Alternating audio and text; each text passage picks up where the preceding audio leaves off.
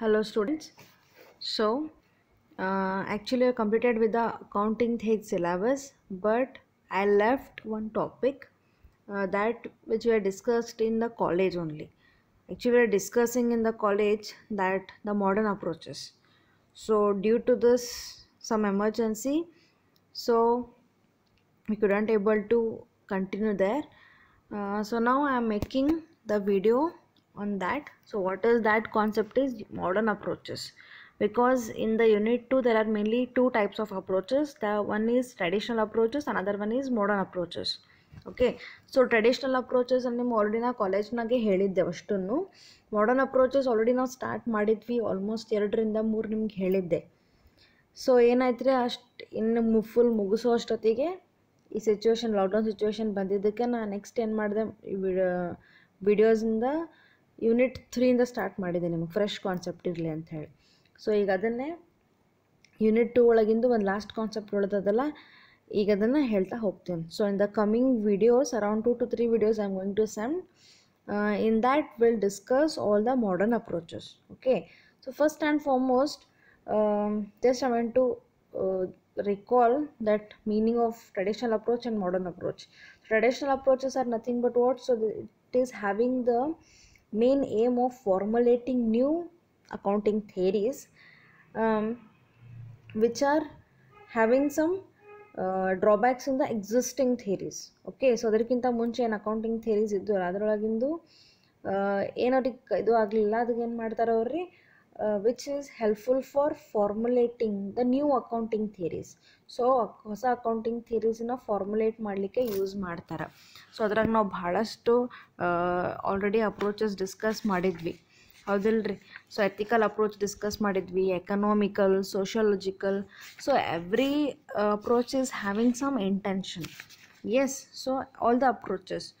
So ಒಂದೊಂದು ಅಪ್ರೋಚಿಗೆ ಒಂದೊಂದು ಇತ್ತು. ಎಕನಾಮಿಕ್ ಎದ್ರ ಬಗ್ಗೆ ಐತ್ರಿ, about the economic utilisation. So economy ಹೆಂಗೆ ಅದರ ಅದ್ರ ಬಗ್ಗೆ ಇತ್ತು. ನೆಕ್ಸ್ಟ್ ಸೋಷಿಯಾಲಜಿಕಲ್ ಅಪ್ರೋಚ್ ಅದ್ರ ಬಗ್ಗೆ ಇತ್ತಂದ್ರೆ about the social concern. So ethical approach to about the justice. So likewise inductive, deductive, there are various approaches. Okay, they are the traditional approaches, but now we are moving toward modern approaches. So modern approach edak bantandre because of one drawback in the traditional approach. So what is that drawback is, here the traditional approach fails to evaluate the existing theory. So already theories ಇದನ್ನು ಏನಾಯಿತು, ಅವನ್ನ evaluate ಮಾಡ್ಲಿಕ್ಕೆ, ಅಂದರೆ formulate ಮಾಡ್ಕೋತಿದ್ವಿ ನಾವು ಹೊಸದಾಗಿ. ಆ theory use ಮಾಡಿಕೊಂಡು ಹೊಸ ಥಿಯರಿನ ಕಂಡು ಹಿಡಿತಿದ್ವಿ ನಾವು, ಹೌದಿಲ್ರಿ.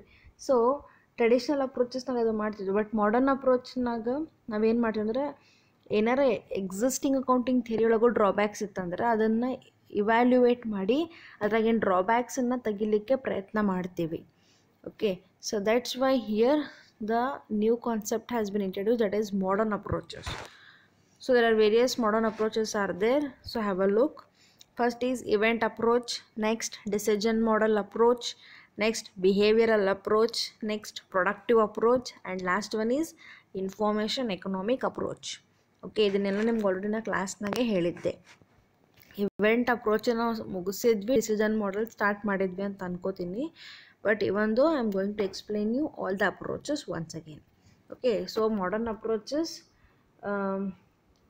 are having the main aim that they are not only help in formulating the new accounting theory, they are also helpful for even evaluate the existing accounting principles. Okay, so in order to move some of the drawbacks, the accountants, the academics, they have developed the modern approaches towards the accounting theory. So first and foremost we'll go for the event approach. So event approach, what is this event approach here? An event is occurrence, phenomena or transaction that is assumed to be observable. See, event is nothing but what? Event ನೀವು general think ಮಾಡಿದ್ರೆ ಒಂದು ಸಂದರ್ಭ ಅಂತ ನಾವು ಹೇಳ್ತೇವೆ, ಹೌದಿಲ್ರಿ. ಒಂದು ಏನೋ ಸಂದರ್ಭ ಬರ್ತದೆ ಆ ಥರ. ಸೊ ನೀವು ನೋಡಿರಿ ಭಾಳಷ್ಟು ಇವೆಂಟ್ಸ್ ಇದನ್ನು ನಿಮ್ಗೆ ಗೊತ್ತವ. ಬಟ್ ಇಲ್ಲಿ ಇವೆಂಟ್ ಅಪ್ರೋಚ್ ಅಂದರೆ, ಇವೆಂಟ್ ಅಂದರೆ ಎದ್ರ ಬಗ್ಗೆ ಮಾತಾಡಿದ್ರೆ, occurrence of phenomena or transaction. So occurrence of phenomena ಅಂದರೆ ಏನು ರೀ, ಚೇಂಜ್ ಅಂತ ಹೇಳ್ತೀವಿ ನಾವು. Okay, So we can say any change or any transaction that is assumed to be observable, that means which should be we have to consider. ಒಂದೇನೋ event ಆಗ್ತದೆ, ಏನೋ ಒಂದು ಚೇಂಜ್ ಆಗ್ತದಲ್ಲ, ಅದು ಎದಕ್ಕೆ ಚೇಂಜ್ ಆಯಿತು ಅದನ್ನು ಹಾಗೆ ವಿಚಾರ ಮಾಡ್ತೀವಿ, ಅದ್ರ ಬಗ್ಗೆ ನಾವು ಅದರ ಬಗ್ಗೆ ಕನ್ಸಿಡರ್ ಮಾಡ್ತೀವಿ, ಅದನ್ನು ನಾವು ವಿಚಾರ ಮಾಡ್ತೀವಿ ಅದ್ರ ಬಗ್ಗೆ. So observable is nothing but what considered, and what kind of event it is, related to what, ಎದಕ್ಕೆ ಸಂಬಂಧಪಟ್ಟಿದ್ದು. ಸೊ ಕಂಪ್ನಿ ಒಳಗೂ ಭಾಳಷ್ಟು ಥರ ಚೇಂಜಸ್ ಆಗ್ತಾವ್ರಿ, ಅದೇ ಚೇಂಜ್ ಎದಕ್ಕೆ ಸಂಬಂಧ ಆಯಿತು, ಏದಕ್ಕಾಯಿತು ಅದನ್ನು ನಾವು ಮಾಡಬೇಕು. ಆ್ಯಂಡ್ ಸಿಯರ್ events may be monetary and non monetary. So events monetary ಅಂತ ಇರ್ತಾವೆ, non monetary. Monetary is nothing but what in terms of money. Non monetary means it is not in terms of money, it is related to some other aspects. Okay, so I hope you are getting my words. So monetary is nothing but what, related to the money aspect. ದುಡ್ಡಿನ ಹಣಕಾಸಿನ ವಿಚಾರ ಸಂಬಂಧಪಟ್ಟಿದ್ರಿ monetary ಅಂತಂದ್ರೆ. ನಾನ್ monetary ಅಂದ್ರೆ ಏನಾಗ್ತದ್ರಿ, ದುಡ್ಡಿಂದ ಅಲ್ಲದೆ ಬೇರೆನೂ factors ಇರ್ತಾವಲ್ರಿ ಬಿಸ್ನೆಸ್ನಾಗ, labours ಬಗ್ಗೆ ಇರ್ಬೋದು, ಅಥವಾ ಏನಾದರೂ ಎಕ್ಸ್ಚೇಂಜ್ ಆಫ್ ಪೊಸಿಷನ್ಸ್ ಇರ್ಬೋದು, ಅಥವಾ exchange of departments and exchange of any materials, ಅದರ ಬಗ್ಗೆ ಇರ್ಬೋದು. ಎದಕ್ಕೆ ಸಂಬಂಧಪಟ್ಟಿದ್ದು ಏನಾರ ಒಂದು ಘಟನೆಗಳು ನಡೀತಿರ್ತಾವೆ ಬಿಸ್ನೆಸ್ನಾಗ, ಅದಕ್ಕೇನು ಹೇಳ್ತಾರೆ ಇವೆಂಟ್ ಅಂತ ಹೇಳಿ. ಆಕರೆನ್ಸ್ ಅಂದ್ರೇನು, ಆಗೋ ಒಂದು ಸಂದರ್ಭ, ಒಂದು ಸಂದರ್ಭನಾಗ ಏನಾರ ಒಂದು ಸಿಚುವೇಶನ್ಸ್ ಬರ್ತಾವೆ, ಅದನ್ನು ಈ ಕಂಪ್ನಿದವ್ರು ಯಾವ ರೀತಿ ಹ್ಯಾಂಡಲ್ ಮಾಡ್ತಾರೆ, ಯಾವ ರೀತಿ ಮ್ಯಾನೇಜ್ ಮಾಡ್ತಾರಲ್ಲ ಅದ್ರ ಬಗ್ಗೆನೇ ನಾವು ಈಗ ನೋಡಬೇಕು. ಅದಕ್ಕೆ ಸಂಬಂಧಪಟ್ಟಿದ್ದು ಅಕೌಂಟಿಂಗ್ ಥಿಯರಿನ ಏನು ಮಾಡ್ತಾರೆ, ಫಾರ್ಮುಲೇಟ್ ಮಾಡ್ತಾರೆ. ಓಕೆ, ಫಾರ್ಮುಲೇಟ್ ಮಾಡಲಿಕ್ಕೆ ಹೆಲ್ಪ್ ಆಗೋದೇ ಅಂದ್ರೆ event approach. See, the main aim of this approach is to provide information about relevant economic events. So relevant economic events ಅಂದ್ರೆ ಆ ಕಂಪನಿಗೆ ಸಂಬಂಧಪಟ್ಟಿದ್ದು, ಸೊ ಆರ್ಥಿಕತೆಗೆ ಸಂಬಂಧಪಟ್ಟಿದ್ದು ಒಂದಿಷ್ಟು ಮಾಹಿತಿ ಅಂತ ಹೇಳ್ತೀವಲ್ಲ ಅದು. So relevant economic events that might be useful in a variety of possible decision models. So that what is here, so whatever changes happens, so this event is having main focus that, so it should get the information of all the economic events and which will make any changes. So ಅದು ಎದಕ್ಕಾದ್ರೂ ಚೇಂಜಸ್ಸಿಗೆ help ಆಗ್ತದೆ.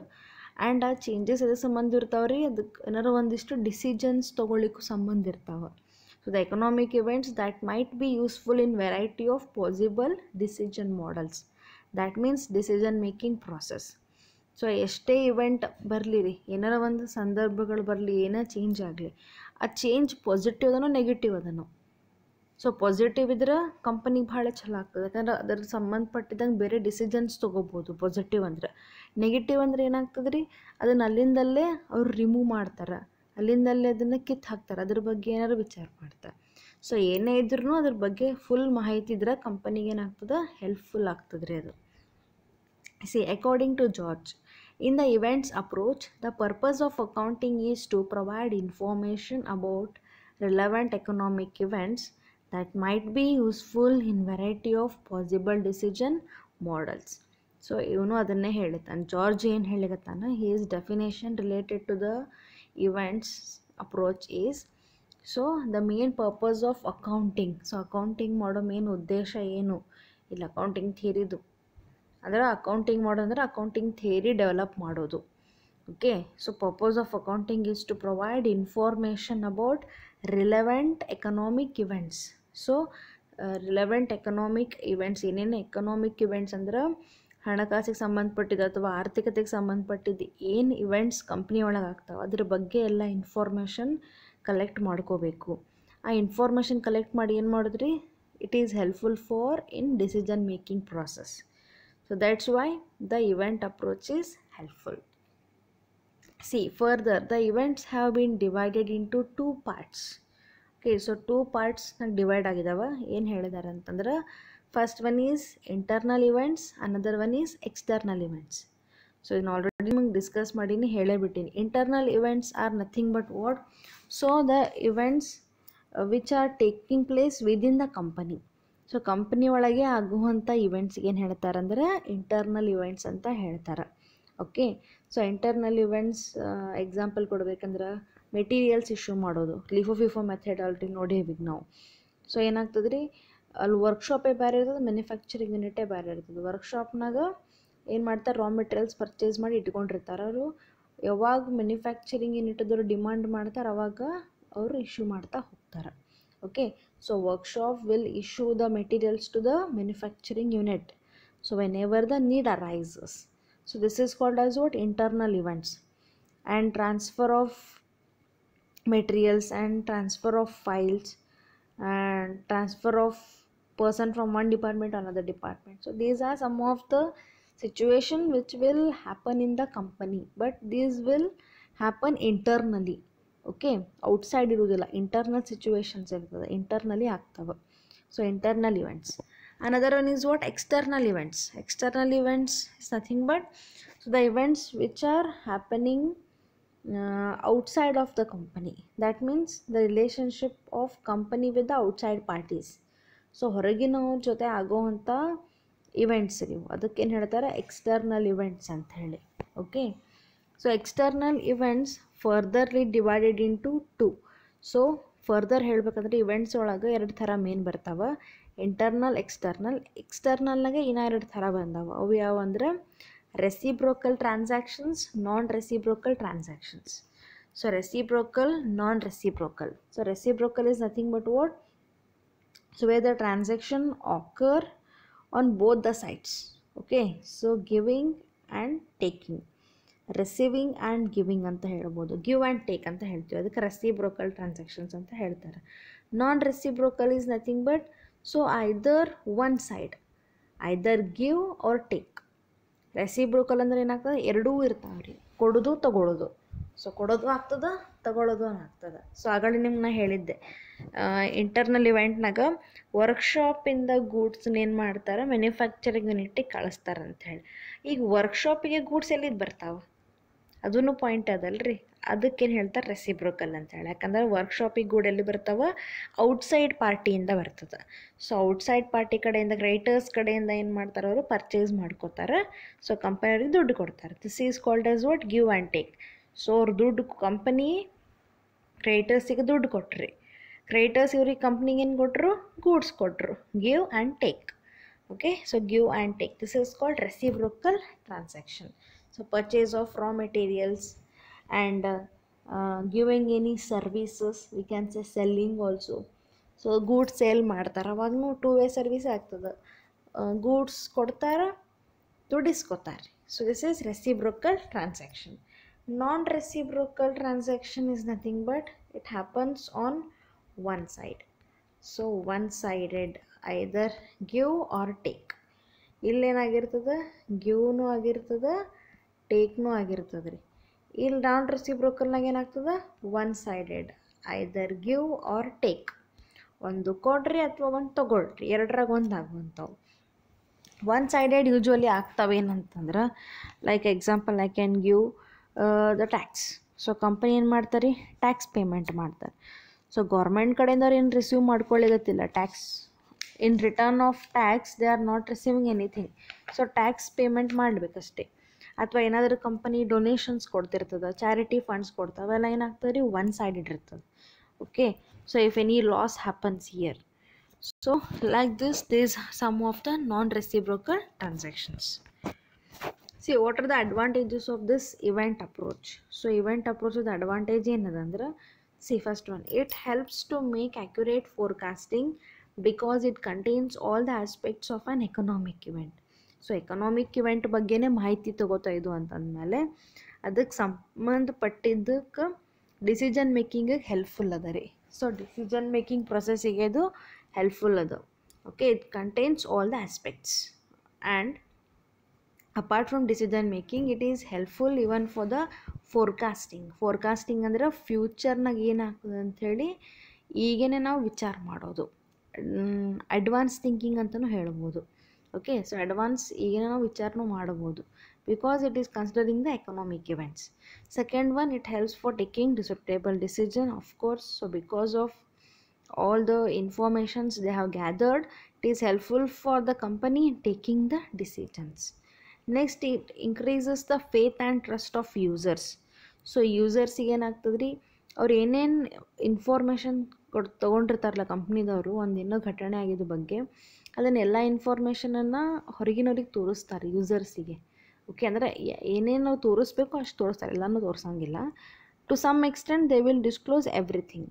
So from that they can enhance the trust. Users ಏನು ಮಾಡ್ತಾರೆ, company ಮೇಲೆ ಭಾಳ ನಂಬಿಕೆ ಇಟ್ಬಿಡ್ತಾರೆ ಅವಾಗ. So trust ಹೆಚ್ಚಾಗ್ತದೆ, ಫೇತ್ ಹೆಚ್ಚಾಗ್ತದೆ. ಸೊ ಪ್ರಾಮಾಣಿಕತೆಯಿಂದ ಬಿಸ್ನೆಸ್ ಮಾಡ್ಲಿಕ್ಕತ್ತಾರ, ನಾವು ದುಡ್ಡು ಏನು ಕೊಟ್ಟಿವಲ್ಲ ಅದಕ್ಕೆ ಅವರು ನ್ಯಾಯವಾಗಿ ಬಿಸ್ನೆಸ್ ನಡೆಸ್ತಾರೆ ಅಂಥೇಳಿ ಯೂಸರ್ಸಿಗೂ ಏನಾಗ್ತದೆ ರೀ, ಒಂದು ಕಾನ್ಫಿಡೆನ್ಸ್ ಡೆವಲಪ್ ಆಗ್ತದೆ ಕಂಪನಿ ಮೇಲೆ. So that's why the event approach is helpful for company in all kind of aspects, and most important is about what, taking the good decisions. Okay, what are the disadvantages? We can say limitations. See, information is overloaded. Why overloaded word is used here?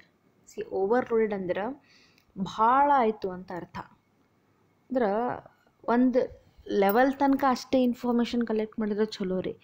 ಭಾಳ ಅತಿಯಾಗಿ information ತೊಗೊಂಡ್ಬಿಟ್ರೆ ಏನಾಗ್ತದೆ ರೀ, ಎಲ್ಲ ತಲೆ ಹುಚ್ಚಿಡ್ದಂಗೆ ಆಗಿಬಿಡ್ತದೆ. ಈಗ ನಿಮಗೆ ಹಸಿವೆ ಆಗಿರ್ತದೆ, ಭಾಳ ಹಸಿವೆ ಆಗಿರ್ತದೆ ನಿಮ್ಗೆ, ನೀವು ಮಧ್ಯಾಹ್ನ ಊಟಕ್ಕಂತೂ ಕೊಡ್ತೀರಿ. ಸೊ ನಿಮ್ಮ ಕೆಪಾಸಿಟಿ ಇರ್ತದೆ ರೀ 2 ಚಪಾತಿ ತಿನ್ನೋ ಅಷ್ಟು.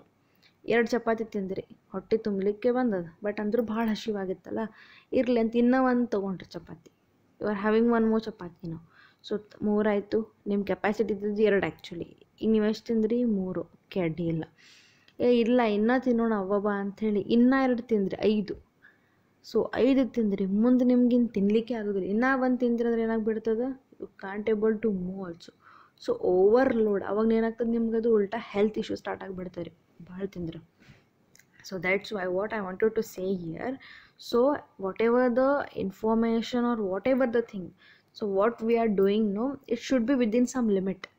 ನಮ್ಗೆ ಏನಾರು ಇನ್ಫಾರ್ಮೇಷನ್ ಬೇಕು ಅಥವಾ ಯಾವುದೇ ಮ್ಯಾಟ್ರ್ ಇರಲಿ, ತಿನ್ನೋ ಮ್ಯಾಟ್ರ್ ಹೇಳಿದೆ, ನಿಮ್ಗೆ ಹಸಿವೆ ಆಗಿತ್ತು, ನೀವು ಚಪಾತಿ ತಿನ್ಲಿಕತ್ತೀರಿ ಅಂಥೇಳಿ, ನಿಮ್ಮದು ಕೆಪಾಸಿಟಿ ಮೀರಿನೂ ತಿನ್ಲಿಕತ್ತೀರಿ. ಬಟ್ ಕೆಪಾಸಿಟಿ ಮೀರಿದ್ರೂ ಅದಕ್ಕೆ ಒಂದು ಲೆವೆಲ್ ಇರ್ತದೆ, ಒಂದು ಲಿಮಿಟ್ ಇರ್ತದೆ ರೀ. ಅದು ಲಿಮಿಟ್ ದಾಟಿದ್ರೆ ಏನಾಗ್ಬಿಡ್ತದೆ, then it will become problem, hazardous problem I can say. So that's why here we are getting the information, we are collecting the information for decision making, that is correct. But ಏನು information ತೊಗೋಬೇಕಲ್ಲ ಅದಕ್ಕೆ ಸಂಬಂಧಪಟ್ಟಿದ್ದಷ್ಟೇ ತೊಗೋಬೇಕು. ಅತಿಯಾಗಿ information ಭಾಳಷ್ಟು ನಾವು collect ಮಾಡಿದ್ರೆ ಏನಾಗ್ಬಿಡ್ತದೆ, ಉಲ್ಟಾ ಆಮೇಲೆ ನಾವು ಕನ್ಫ್ಯೂಸ್ ಆಗಿ ಕೂತು ಬಿಡ್ತೀವಿ.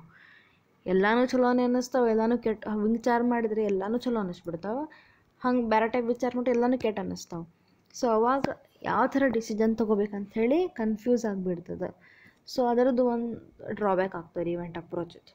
Next, classification of events is difficult in some aspects. Sometimes what happens here, we can't able to measure all kind of we can't able to classify all the events. ಯಾಕಂದರೆ ಇಲ್ಲಿ ಕ್ಲಾಸಿಫಿಕೇಷನ್ಸ್ ಭಾಳ ಇದ್ದಾವೆ. ನೀವೇ ನೋಡಿರಿ, ಒಂದು ಸತಿ ನಮ್ಗೆ ಎಕ್ಸ್ಪ್ಲೇನ್ ನಾ ಏನು ಮಾಡಿದ್ದೆ, ಮಾನಿಟರಿ ಇವೆಂಟ್ಸ್, ನಾನ್ ಮಾನಿಟರಿ ಇವೆಂಟ್ಸ್. ಇನ್ನೊಂದು ಸತಿ ಏನಿತ್ತು, internal events, external events. So ಈಗ ಭಾಳಷ್ಟು ಇವೆಂಟ್ಸ್ ಆಗೋದ್ರಿಂದ ಯಾವ ಕ್ಯಾಟಗರಿಗೆ ಅದನ್ನು ಹಾಕಬೇಕು, ನೀವು ಹೆಂಗೆ ಕ್ಲಾಸಿಫೈ ಮಾಡೋದಂದ್ರೆ ಒಮ್ಮೆ ಡಿಫಿಕಲ್ಟ್ ಆಗಿಬಿಡ್ತದೆ. So that's why it is also some of the problem creating. Okay, so here also one problem is going to create because of this.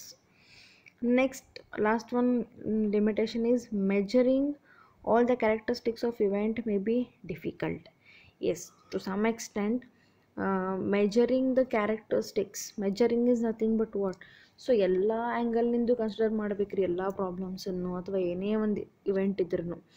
Sometimes ಏನಾಗ್ತದೆ, ಅದನ್ನು ಯಾವ ಥರ ಮೆಜರ್ಮೆಂಟ್ ಮಾಡ್ತೀವಲ್ಲ ಅದು ಒಮ್ಮೆ ಡಿಫಿಕಲ್ಟ್ ಆಗೋ ಚಾನ್ಸಸ್ ಇರ್ತದೆ ನಮಗೆ. So that's why the company has to think about it. Okay, so these are the some of the drawbacks of the event approach. But event is nothing but what, happening of a transaction or occurrence of a phenomena. Phenomena is nothing but change. Say that change may bring positive or negative. So positive change ಇರ್ಬೋದು, negative change ಇರ್ಬೋದು. ಅದು ಕಂಪನಿಗೆ ಯಾವ ರೀತಿ effect ಆಗ್ತದೆ ಅನ್ನೋದು company ನೋಡ್ತಿರಬೇಕು. Based upon this the company is going to develop the accounting theory. Okay, I hope you understood this.